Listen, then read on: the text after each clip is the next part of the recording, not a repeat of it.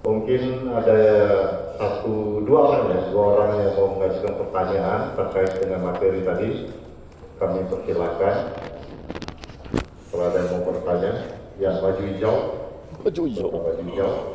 Masih ada lagi? Ya, sementara satu dulu ya. Kalau bisa saya jawab. Kalau enggak bisa, ya sudahlah.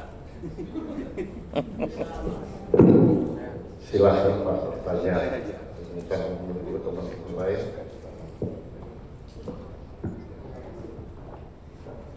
Baik, nama saya Panali dari penyuluh Sanggal. Jadi pertanyaan saya berkaitan dengan berhubungan dengan narkoba. Seperti yang Bapak sampaikan tadi sampai 5 ton seperti itu ya. Sebenarnya berhubungan narkoba ini kita sering juga sampaikan di gereja saksi. Tapi yang keprihatinan kita itu Pak, barang ini itu penuh dengan jaringan. Jaringan ini selalu dalam tanda kutip ya, melibatkan orang-orang dalam struktur pemerintahan. Ya, jadi mengandaikan bukan tidak adanya pemberantasan, tetapi yang diberantas itu siapa mau diberantas? Karena orang bawah ini yang akar-akar rumput ini hanya pemakai. Pengedar ejekan seperti itu, kalau ada memberi ke orang-orang keamanannya yang mengamankan, saya tidak menyebutkan oknum ya. Ada orang yang memberikan pengamanan kepada mereka, tidak perlu ditangkap.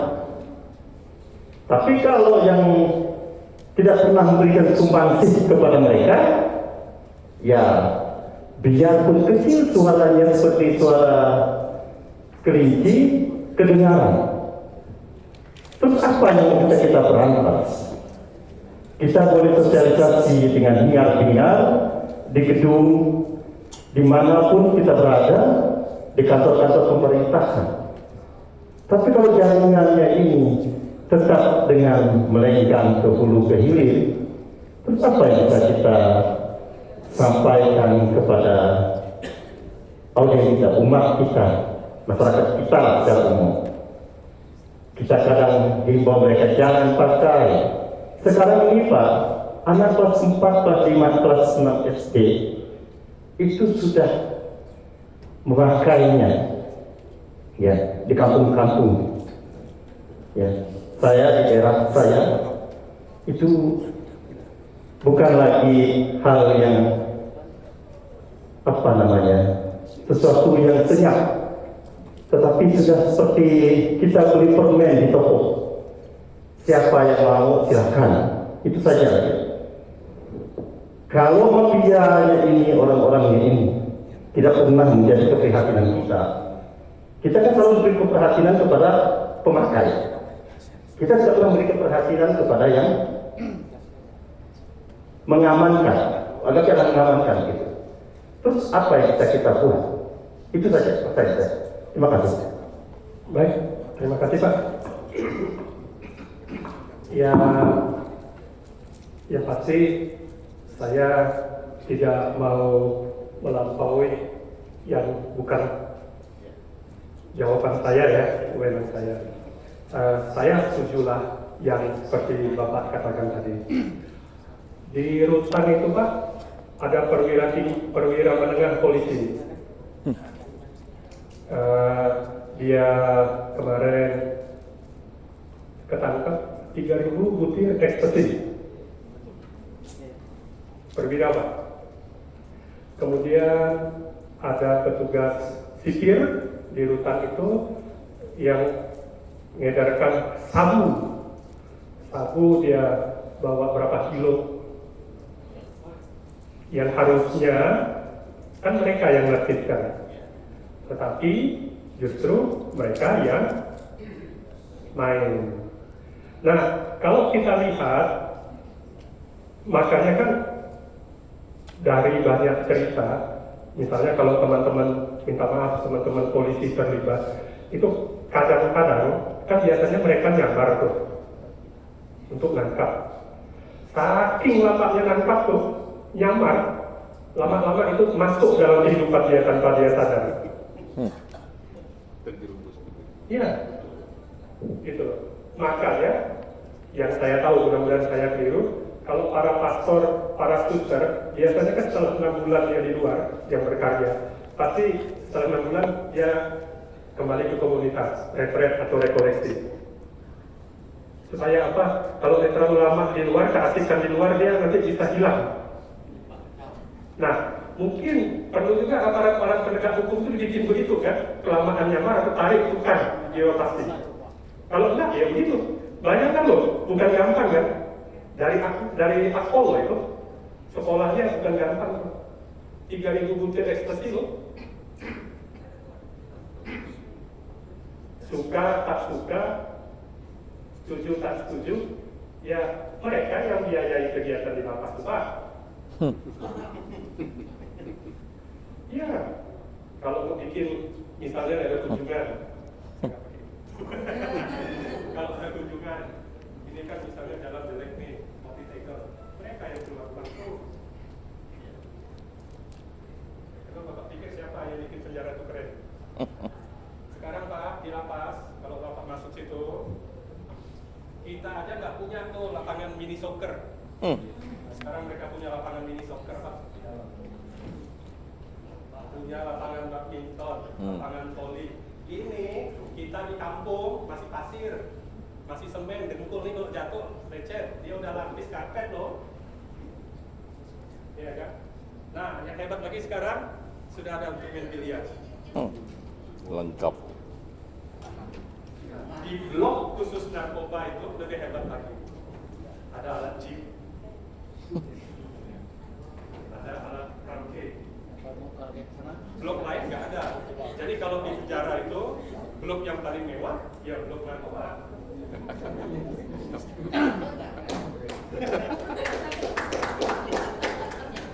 Jadi kalau Bapak tanya, ya kemungkinan kelamaan nyamar, jadinya keasikan sampai lupa dia polisi gitu. Iya kan? Nah, sekarang fenomena yang baru, saudaraku terkasih, yang menarik, mereka lebih senang ditahan di penjara. Kenapa? Lebih safe untuk menjadi pengedar. Kalau di luar jadi mesin ATM, betul? Seperti Bapak bilang tadi. Kalau di dalam, enggak ada mesin ATM-nya. Kan melindungi. Makanya kemarin, waktu Kementerian Hukum mengatakan pertemuan itu, sekarang itu yang marah, pengedar itu ada di penjara, gitu, bukan di luar. Bosnya itu ada di dalam. Lebih nyaman loh. Makanya saya kadang-kadang bilang, tapi ya jangan diikut. Maksud saya, kalau kita masuk penjara, Anda cuma ambil uang 100 juta, 200 juta, 300 juta, Anda bodoh. Anda nggak jadi apa-apa di situ. Tapi kalau Anda masuk penjara, misalnya 3 sampai miliar, Anda jadi bos. Tempat tidur disiapkan, air mandi diangkatkan, Anda apa-apa dijaga. Tapi kalau Anda miskin masuk penjara, tentara lah kau itu. Kan tadi saya bilang, kapasitasnya 350 kan, isinya 1000 lebih. Jangan kata mau duduk, ya kan? Berdirilah kita di situ, tidur aja kan, dia kok nggak bisa semua. Tapi kalau duit kita banyak, kita jadi raja. Nah, ini tempat tidur sudah siapkan, yang lain tinggi. Kalau air mandi, nggak perlu ngangkat, sudah ada yang ngangkatkan. Makan sudah ada yang menyiapkan. Ya makin dia kencang ya. Gitu. Ya, jadi ada sekali waktu teman kita dari Bintan dapat bantuan. Saya mau beritahu teman-teman, hati-hati ya kalau dapat bantuan dari pemerintah. Satu rupiah pun, kalau Anda salah tulis, salah gunakan, Anda bisa pindah tempat tinggal loh. Nah sekarang yang banyak tinggal di sana kardus, kades. Ada yang kades di sini? Belum. Belum. Mudah-mudahan nanti ada. Yang guru hati-hati. Ya Pak Ian ya, ada beberapa warga kita, ada yang dosen, sekolah di situ, ada yang guru. Semua itu yang bagian-bagian pegang uang loh. Hati-hati, saya bilang, Anda tuh konyol loh, masuk di sini cuma dituduh ngaku-ngakukan uang 50 juta. Nggak kaya loh. Pasti gotong nggak habis kan? Iya Pak, atau tolol gitu. Ngapain gitu? Kok ngapain? Ini saya suruh ya. Nah, yang saya mau bilang, gitu loh, itu kan konyol, gara-gara uang cuma 10 juta, 20 juta Anda harus masuk ke situ. Nah kemarin ada satu hamba Tuhan, jadi ngajukan proposal, dapat bantuan. Jadi gerejanya sudah jadi, uangnya baru keluar. Nah, kalau nggak salah habis 50 juta lah dia renovasi gereja kan, adalah sisanya. Anda tahu apa yang terjadi? Dia pergi ramai-ramai ke Yerusalem. Pulang dari Yerusalem, tinggal ke hutan. Dari jadi orang kudus, jadi orang kudisan.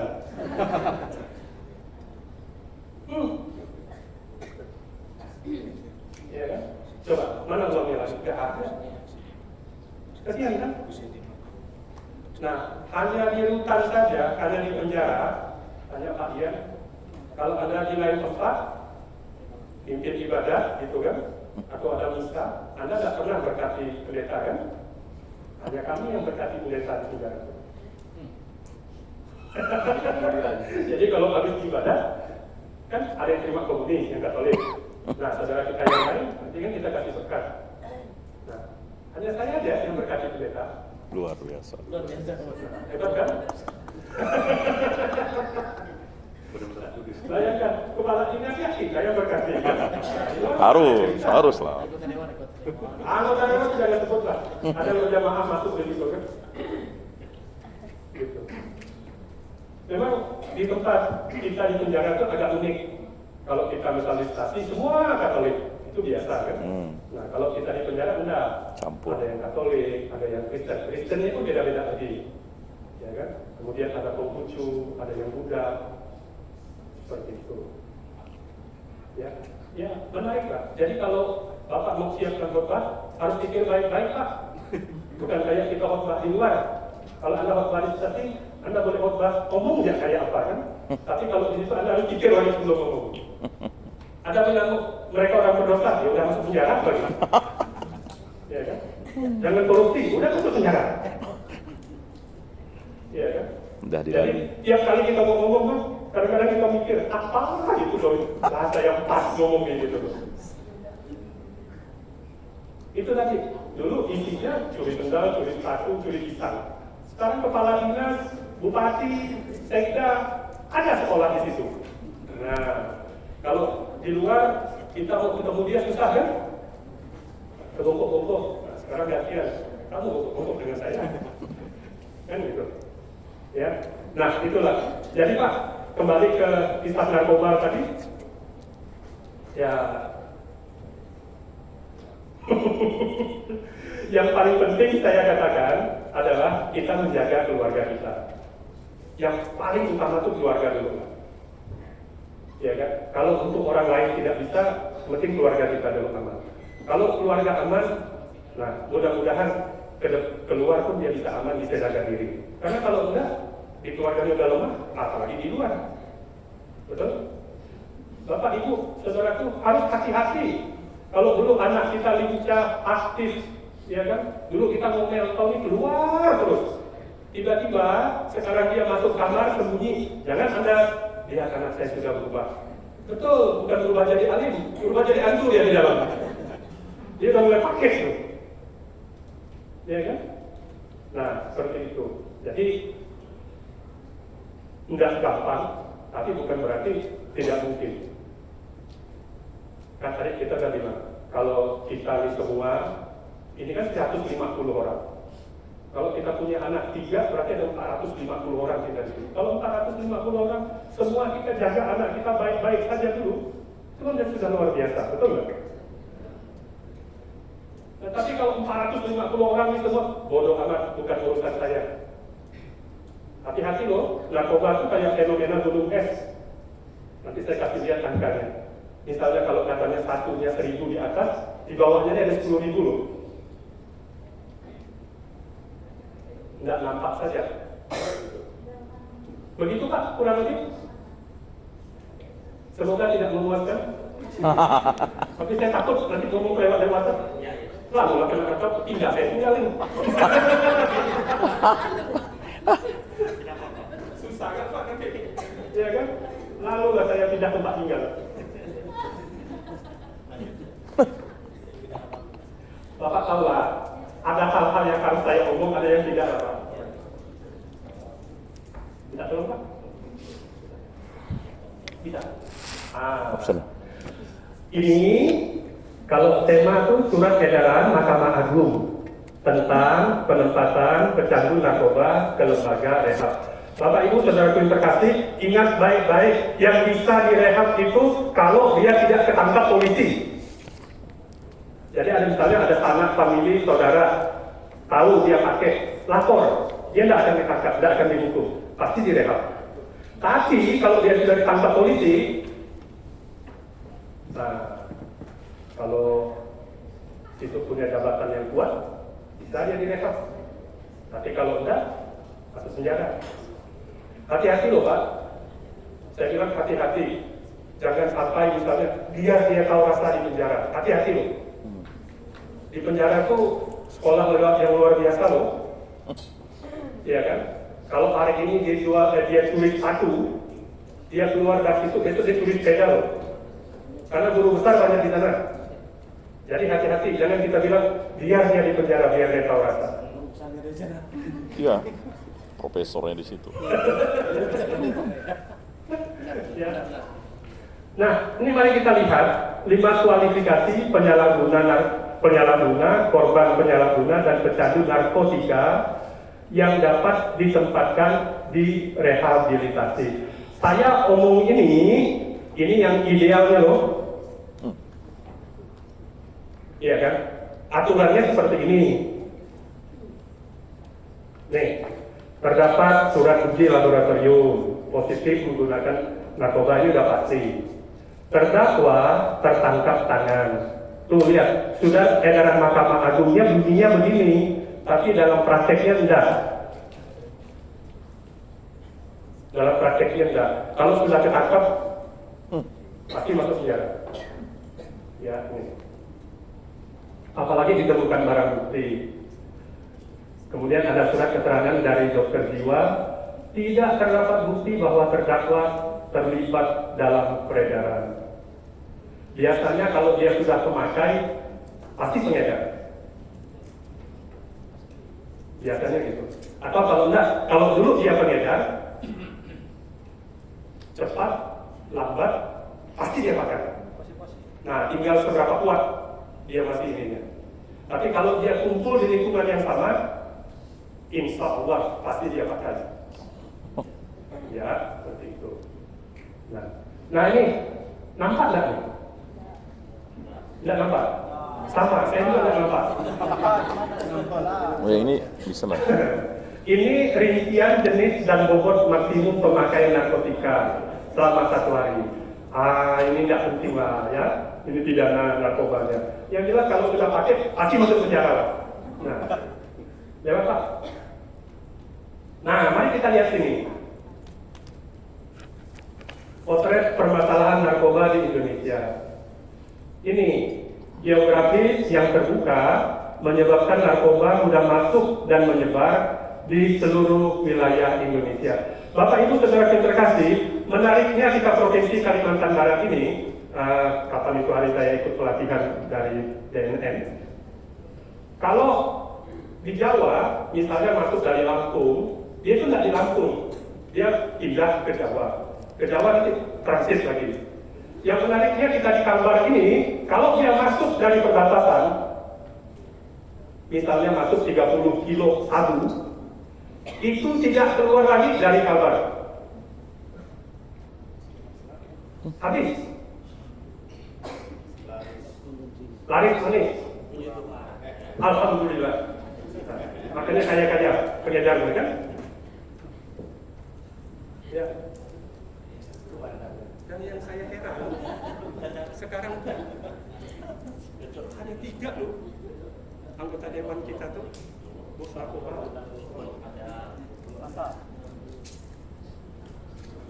3 loh ya. Padahal tahu itu, tapi dia punya duit kuat. Saya itu hari karena saya ketua KPPS toh, jadi saya diberitahu. Saya ngomong senyap supaya bahaya nih. Nah, saya dibilang ada 1 calon mau maju, ya kan? Jadi Pak RT perlu dana berapa? Sebut ya. Saya diberitahu teman, bapaknya bandar Pak, jadi jangan parkir duit. Keterima anaknya, itu anaknya. Terus ada ya anggota kita yang sekarang loh ini, bos. Kalau dibilang polisi tahu, tahu. Selagi ATM-nya masih kencang, gitu. Ya. Nah, jadi tolong hati-hati di Kalbar ini. Setiap narkoba yang masuk tidak keluar lagi.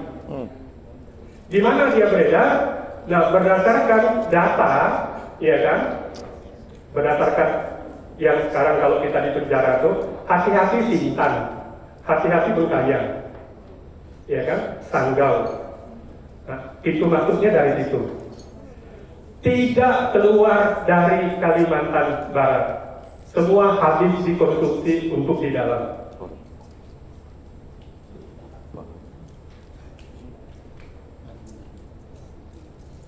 Nah, itu mau jadi apa? Ya kan? Kalau sampai 30 kg sabu, itu kan bukan sekali. Sekali dulu Pak. Hah? Sekali dulu Pak. Nah, ada berita baiknya. Aturan yang sekarang, kemarin di lapas itu, bos-bos narkoba baru tanda tangan dengan Kementerian Hukum menjadi kolaborator justice. Nah, mereka akan dapat pengurangan hukuman kalau mereka bekerja sama, mau sebut siapa jaringannya. Jadi kolaborator justice untuk kasus narkoba, gitu, ya. Itu yang bagusnya. Dan sekarang kalau ketangkap, hartanya semua disita. Jadi akan dicek uangnya di rekening bank itu, ini uang dari mana, ya kan? Dia terlibat narkoba dari tahun berapa? Dan sudah ada beberapa teman-teman kita di lapas itu, rumahnya habis, mobilnya, apa semua disita. Nah, tapi yang paling hebat, narkoba disita kan? Korupsi enggak. Sampai sekarang kan tidak kita tangani undang-undang untuk sita dari korupsi kan? Tapi narkoba disita. Dan sudah ada teman-teman kita di dalam itu habis. Yang memprihatinkan itu gini kata teman saya ini Pak saya punya usaha, istri saya itu bukan uang dari narkoba, tapi itu pun diambil. Yang miris tuh katanya, ketika mobil saya diambil, ban saya pun diambil, sak dongkrak-dongkraknya katanya kan, disita habis, padahal nggak ada kaitannya tuh katanya. Kamu nggak bilang, ya apalagi yang mau kita bilang? Yang namanya sudah salah kan, mau ngomong apapun nggak bisa. Gitu loh. Ya sudahlah. Sekarang model begitu, ya disita hartanya. Narkoba nih, jangan ngomong yang korupsi enggak, begitu. Kemudian demografis yang sangat besar, 250 juta menjadi pasar potensial peredaran gelap narkoba. Nanti kita lihat, banyak laki dan banyak perempuan yang terjerat.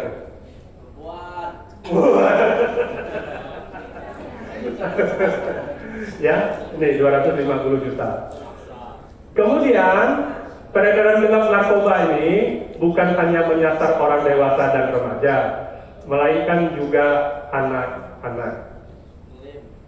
Nah, Kemarin di YouTube katanya anak 10 tahun ya sudah pakai narkoba. Kadang-kadang yang miris itu begini, biasanya mereka tuh pakai narkoba bukan nggak dapat dari orang lain, Mbak. Kayak OMK saya itu yang kemarin kita rehab. Saya bilang, kamu belajar dari mana? Om saya ya kasih Pak, gitu. Kenapa kau mau? Saya nggak mau, dia paksa. Dia bilang, oh coba ini enak, gratis. Omnya loh. Jadi kadang-kadang yang mencelakakan itu bukan orang lain juga, orang-orang terdekat. Iya kan, mestinya omnya tuh melindungi ponakannya, ini malah balik. Justru ajak ponakannya. Nah ini kan miris, itu yang tadi saya bilang, yang paling penting kita menjaga keluarga kita dulu. Ya kalau kita sudah lihat ini tidak benar, ya kita jauhkan lah. Kan begitu, ya.